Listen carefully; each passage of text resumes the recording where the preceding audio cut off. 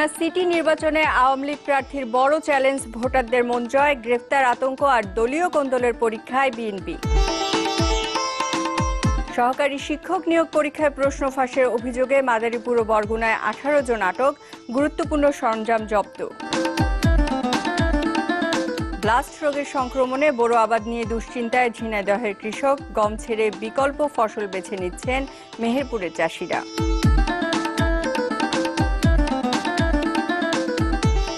আমন্ত্রণ RIL দেশ 24-এ, আপনাদের সাথে আছি আমি সুস্মিতা ফেরদৌসি। শিরোনাম শুনছিলেন, এবারে পুরো খবর। চা খাওয়ার পরে আপনি যে টি ব্যাগটি ফেলে দেন সেটি শিল্পীর ক্যানভাস, যেখানে ফুটিয়ে তোলা হয় আবহমান বাংলার রূপ, মহান মুক্তিযুদ্ধের ইতিহাস সহ নানা কিছু।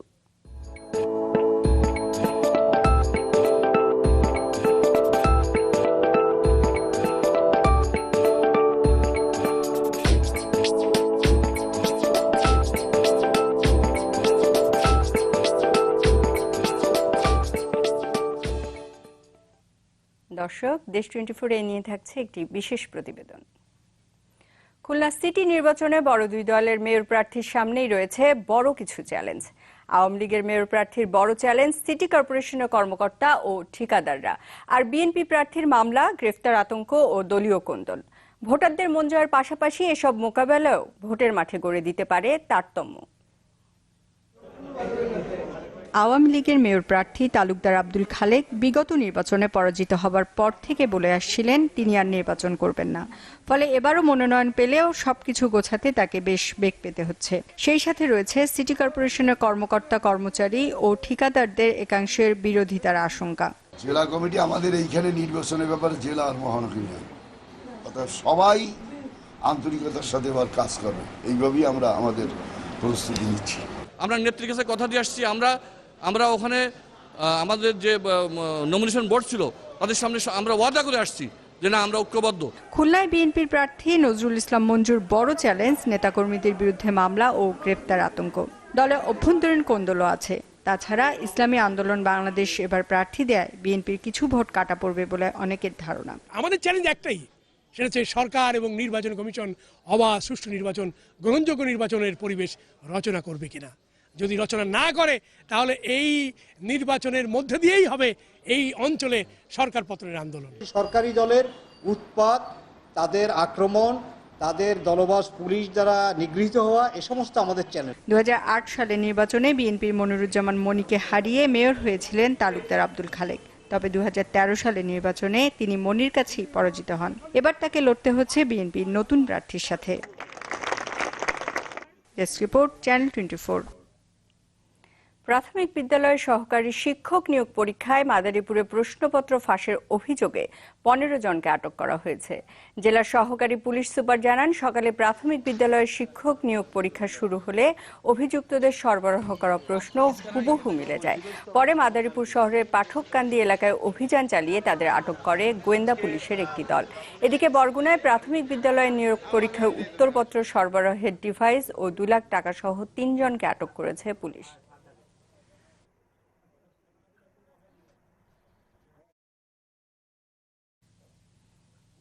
মাথার ঘাম পায়ে ফেলে বোরো আবাদ করেছেন ঝিনাইদহের কৃষকরা।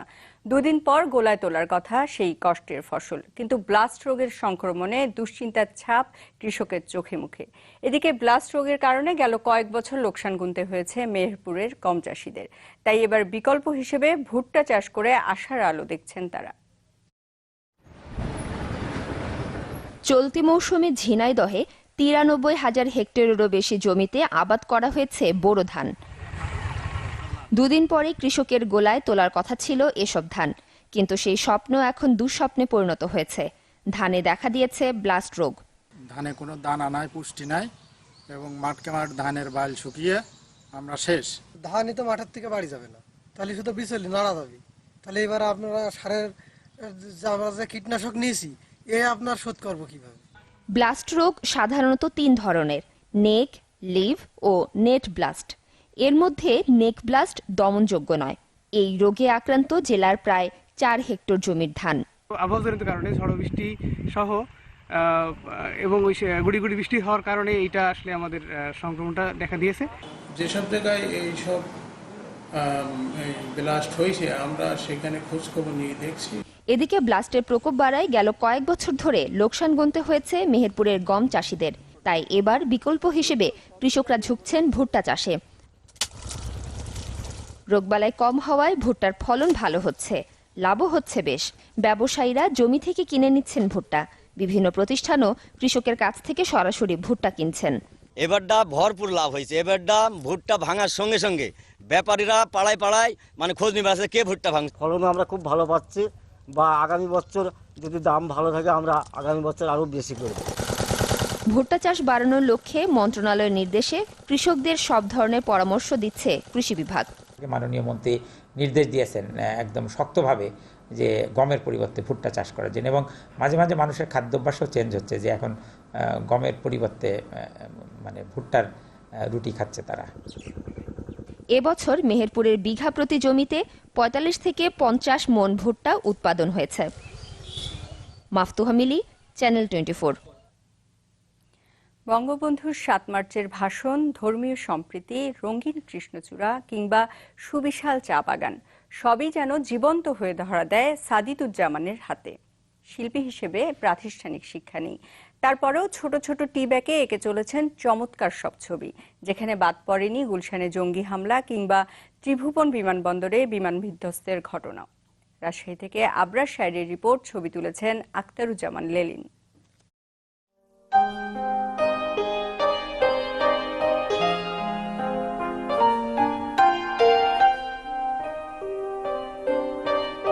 চা নিয়ে বিলাসিতা নতুন কিছু নয়, তবে রাজশাহীর সাদিতুজ্জামানের বিলাসিতার ধরন একেবারেই ভিন্ন।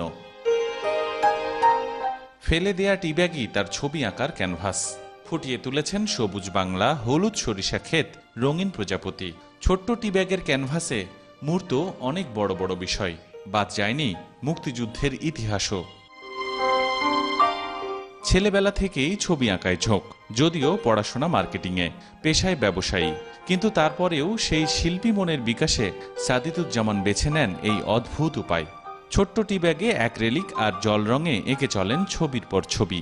তিনি জানান, মার্কিন শিল্পী রুবি সিলভিয়ার রিসাইকেল ফর্মের কাজ দেখেই তার মধ্যে এই আইডিয়াটি আসে। এক একটা মানুষের প্রকাশের এক একটা মাধ্যম থাকে। আমি মনে করি যে আমি খুব একটা এক্সট্রোভার্ট না, আমি কিছুটা ইন্ট্রোভার্ট। আমি এর আগেও বিভিন্ন রিসাইকেল ক্যানভাসেও কাজ করেছি, অন্য মানে রেগুলার ক্যানভাস বাদ দিয়ে কাঠের উপর পেইন্ট করেছি, গ্লাস পেইন্ট করেছি। সাদিতুজ্জামানের এই ক্ষুদ্র ছবি দিয়েই তৈরি হয়েছে তুরস্কের একটি চা কোম্পানির ক্যাটালগের কাভার। তার ছবি স্থান পেয়েছে ফারাজ হোসেন কারেজ অ্যাওয়ার্ড অনুষ্ঠানের ব্যানারেও। তারা তাদের প্রোডাক্টের ক্যাটালগের একটা কাভার পেজ আমাকে বানানোর জন্য রিকোয়েস্ট করে যে আমি তাদেরকে বানিয়ে দিতে পারবো কিনা। তো আমি তাদেরকে চা বাগানের একটা ছবি টি ব্যাগের মধ্যে করে দিয়েছিলাম। ছেলের এমন কাজে বেশ অবাক হন মা, ভীষণ খুশি এবং গর্ববোধ করেন সন্তানের জন্য। আমি নিজে দেখে খুব অবাক হয়ে যাই যে এতটুকু একটা জিনিসের মধ্যে ও যেটা মানে তুলে ধরে, এটা আমার কাছে খুব অবাক লাগে। সাদিতুজ্জামান ২০১৪ সাল থেকে এই টি ব্যাগ শিল্পকর্ম শুরু করলেও আনুষ্ঠানিকভাবে তার ফেসবুক পেজ টি ব্যাগ স্টোরিজের যাত্রা শুরু হয় এর পরের বছর ২০১৫ সালে। আবরার শাইর, চ্যানেল 24, রাজশাহী।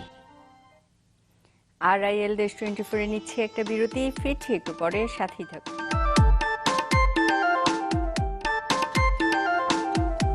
আবারও আমন্ত্রণ RIL দেশ 24-এ। নওগাঁর পত্নীতলায় আলাদা সড়ক দুর্ঘটনায় প্রাণ গেছে ৩ জনের। এছাড়াও গাজীপুর, ফেনী, চাঁপাইনবাবগঞ্জ, ঠাকুরগাঁও ও মাদারীপুরে নিহত হয়েছেন আরও ৬ জন। পুলিশ জানায়, উপজেলার বেলঘরিয়া থেকে মোটরসাইকেলে মান্দা উপজেলা যাচ্ছিলেন মালেক ও তৈমুর। পথে তাদের পেছন থেকে একটি ট্রাক ধাক্কা দেয়। গুরুতর আহত দুজনকে উদ্ধারের পর হাসপাতালে নেওয়া হলেও বাঁচানো যায়নি। এর আগে একই উপজেলার ডাবরকুড়ি নামক স্থানে পিকআপের ধাক্কায় প্রাণ গেছে এক মোটরসাইকেল আরোহীর। এছাড়া চাঁপাইনবাবগঞ্জ সোনা মসজিদ মহাসড়কে ট্রাক চাপায় শিবগঞ্জ উপজেলা রিসোর্স সেন্টারের কর্মকর্তা মনিরুল ইসলাম নিহত হয়েছেন। ঢাকা চট্টগ্রাম মহাসড়কে ফেনীর মুহুরীগঞ্জে বাস চাপায় 2 জন নিহত হয়েছেন। আর আলাদা সড়ক দুর্ঘটনায় মাদারীপুর, ঠাকুরগাঁও ও গাজীপুরেও প্রাণ গেছে 3 জনের। নড়াইল সদরের রথডাঙ্গা গ্রামে এক গৃহবধূর মরদেহ উদ্ধার করা হয়েছে। তবে নিহতের পরিবারের দাবি তাকে হত্যা করা হয়েছে। স্থানীয়রা জানায়, ভোরে বাড়ির পাশের একটি গাছে লাভলি বেগমের ঝুলন্ত মরদেহ পাওয়া যায়। পরে তার পরিবারকে খবর দেওয়া হয়। এদিকে অভিযোগ আছে, লাভলি বেগমকে প্রায় তার শ্বশুরবাড়ির লোকজন নির্যাতন করত। ঘটনার পর নিহতের স্বামী ও শ্বশুরবাড়ির কাউকেই পাওয়া যায়নি। এদিকে নড়াইল সদর থানায় একটি অপমৃত্যুর মামলা হয়েছে এই ঘটনায়।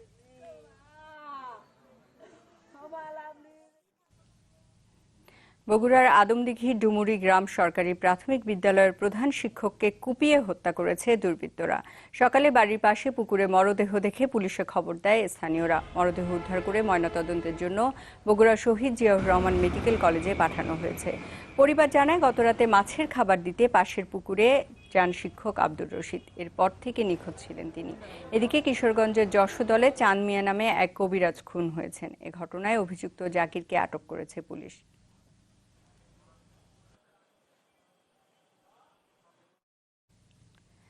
শরীয়তপুরের রাজগঞ্জ কৃত্তিনাশা নদীর উপর সেতুটি ভেঙে পড়েছে। এতে জেলা শহরের সাথে সদর উপজেলা যোগাযোগ বন্ধ রয়েছে। ফলে চরম বিপাকে পড়েছেন শরীয়তপুর ও মাদারীপুর জেলার 12টি ইউনিয়নের মানুষ। ফায়ার সার্ভিস জানায়, গতকাল রাতে ভারী বৈদ্যুতিক ট্রান্সফরমার বহনকারী একটি লরি পার হওয়ার সময় ভেঙে পড়ে সেতুটি। এ সময় চালক ও হেলপার বেঁচে গেলেও হেলে পড়ে লরিটি। স্থানীয়রা জানায়, 105 মিটার দৈর্ঘ্যের সেতুটি নির্মাণজনিত কারণে 2012 সালেই ঝুঁকিপূর্ণ ঘোষণা করা হয়। এরপর 2015 সালে সেতুর পশ্চিম পাশের মাটি ও বালু ধসে ক্ষতিগ্রস্ত হয়। পরে এলাকাবাসী সাময়িক সংস্কার করে। সেতুটি ভেঙে পড়ায় বিকল্প পথ হিসেবে চন্দ্রাপুর, চিকন্দি, ডোমসার হয়ে শরীয়তপুর যাচ্ছেন যাত্রীরা।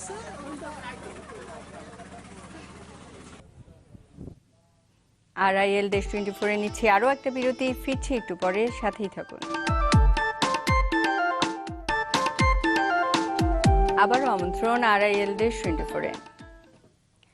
আসামি ধরতে গিয়ে পানিতে ডুবে মানিকগঞ্জের এক পুলিশ সদস্যের মৃত্যু হয়েছে। দুপুরে কালীগঙ্গা নদীর জয়নগর এলাকা থেকে পুলিশ কনস্টেবল শাহিনের মরদেহ উদ্ধার হয়। পুলিশ জানায়, গতকাল মাদক ব্যবসায়ী আব্দুল সালামকে ধরে নিয়ে থানায় ফিরছিলেন সদর থানার কনস্টেবল মোহাম্মদ শাহিন। এক পর্যায়ে সালাম পুলিশের কাছ থেকে পালাতে কালীগঙ্গা নদীতে ঝাঁপ দেয়। এ সময় তাকে ধরতে মোহাম্মদ শাহিনও নদীতে ঝাঁপ দেন, কিন্তু সালাম সাঁতরে পালিয়ে গেলেও নিখোঁজ হন শাহিন। ফরিদপুরে শিশু ধর্ষণের অভিযোগে মেডিকেল কলেজ হাসপাতালের ক্যান্টিন পরিচালককে আটক করেছে পুলিশ। কলেজের অধ্যক্ষ ডক্টর খবিরুল ইসলাম জানান, শিশুটির মা ক্যান্টিনে কাজ করত। অন্য দিনের মতো গতকালও মায়ের সঙ্গে শিশুটি ক্যান্টিনে আসে। সুযোগ বুঝে ক্যান্টিন পরিচালক আমিনুর রহমান শিশুটিকে ধর্ষণ করে। এক পর্যায়ে শিশুটির চিৎকারে এক ইন্টার্ন চিকিৎসক এগিয়ে এলে পালানোর চেষ্টা করে আমিনুর। পরে তাকে ধরে পুলিশে দেওয়া হয়। কোতোয়ালি থানার ভারপ্রাপ্ত কর্মকর্তা জানান, এ ঘটনায় ইন্টার্ন চিকিৎসক বাদী হয়ে একটি মামলা করেছেন।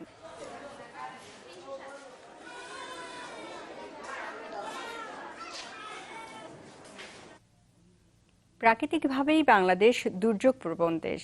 সিডর, আইলার মতো বড় বড় দুর্যোগে বিপর্যস্ত হয়েছে উপকূলীয় জনপদ, যার ক্ষতচিহ্ন এখনও বয়ে বেড়াচ্ছে সেখানকার মানুষ।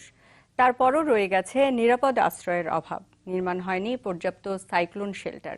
এ বিষয়ে দ্রুত পদক্ষেপ নেওয়ার দাবি স্থানীয়দের। প্রতি বছরই ছোট বড় প্রাকৃতিক দুর্যোগ হানা দেয় উপকূলে। সিডর, আইলার মতো ব্যাপক বিধ্বংসী ঘূর্ণিঝড়ের দগদগে ক্ষত এখনো রয়ে গেছে কোথাও কোথাও। বলা হয়, দুর্যোগ ব্যবস্থাপনায় বাংলাদেশ বিশ্বের রোড মডেল, কিন্তু তারপরও রয়ে গেছে অনেক সীমাবদ্ধতা। নোয়াখালীতে সরকারিভাবে 2761 বর্গ কিলোমিটার এলাকাকে প্রাকৃতিক দুর্যোগের ঝুঁকিপূর্ণ এলাকা হিসেবে চিহ্নিত করা হয়েছে, যেখানে ঘূর্ণিঝড় আশ্রয় কেন্দ্র রয়েছে 291টি। স্থানীয়রা বলছেন, এটি পর্যাপ্ত নয়। যে পরিমাণ মানুষ আছে ওই পরিমাণ আশ্রয়কেন্দ্র নাই। এখানে আশ্রয়কেন্দ্র অবশ্যই প্রয়োজন আছে। যেগুলো আছে অনেক পুরনো, জরাজীর্ণ, এগুলা মেরামত করে কিন্তু আগের মতো করা যাচ্ছে না, কিন্তু নতুন করে তৈরি করলে ভালো হতো। মাটির কিল্লাগুলা এগুলা ম্যাক্সিমামই ব্যাহত হয়ে গেছে, যেগুলা জমিদাতা বা স্থানীয় জনগণ, পেশি শক্তির মানুষ, তারা এগুলা বিভিন্নভাবে তারা দখল করে রেখেছেন। একই চিত্র বাগেরহাটে। সিডর আঘাত হানার 11 বছর পার হলেও নতুন করে নির্মাণ করা হয়নি কোনো সাইক্লোন শেল্টার। 15 লক্ষাধিক মানুষের জন্য রয়েছে মাত্র 234টি আশ্রয় কেন্দ্র। এখানে যে সাইক্লোন সেন্টার আছে তাতে কোনো সুব্যবস্থা নাই। সেখানে পানি নেই, অনেক জায়গায় বিদ্যুৎ নেই। মানুষ যদি যায় তখন সে যে কিভাবে ওখানে বসবাস করা বেশি উপযোগী না। এই পানীয় জলের বিষয়টা এবং টয়লেট ফ্যাসিলিটিস এগুলো ধরেই যাতে এই কর্মপরিকল্পনাটি গ্রহণ করা হয়, অর্থাৎ রিপেয়ারিং অ্যাক্টিভিটিস হয়, এক্ষেত্রে আমাদের পরামর্শ থাকবে, আমরা এক্ষেত্রে ব্যবস্থা গ্রহণ করব। ঝড়, বন্যা, জলোচ্ছ্বাস ও নদী ভাঙন কবলিত ভোলার অবস্থাও একই। জেলার 21 লাখ মানুষের জন্য রয়েছে 547টি সাইক্লোন শেল্টার, যার মধ্যে 50টি পরিত্যক্ত। আবার কোনো চরাঞ্চলে একটিও কেন্দ্র নেই। এখানে যখন বন্যা বা অধিক পানি হয় তখন এরা খুব দুর্বিষহ জীবনযাপন করে ভাসমান অবস্থায়। দুর্যোগ প্রাককালে এখানের মানুষ সাইক্লোন শেল্টারের অভাবে মানুষ নিজেদের ঘরের মধ্যেই দিন যাপন করতে হইতেছে। এই অর্থ বছরে আরও 21টি আশ্রয় কেন্দ্র আমরা প্রস্তাব দিয়েছিলাম, সরকার সেটা অনুমোদন করে কার্যক্রম চলছে এবং সেগুলোর কার্যক্রম অচিরেই শেষ হবে এবং আমরা সেগুলো উদ্বোধনও করতে পারবো। উপকূলীয় অঞ্চলের মানুষের দাবি আরও বেশি আশ্রয় কেন্দ্র নির্মাণ, সেই সাথে দুর্যোগ মোকাবেলার সরকারি প্রতিষ্ঠানগুলোর সরঞ্জাম ও সক্ষমতা বাড়ানোর। নাদিরা জাহান, চ্যানেল 24। এই ছিল RIL Desh 24-এ। এতক্ষণ সাথে থাকার জন্য ধন্যবাদ সবাইকে।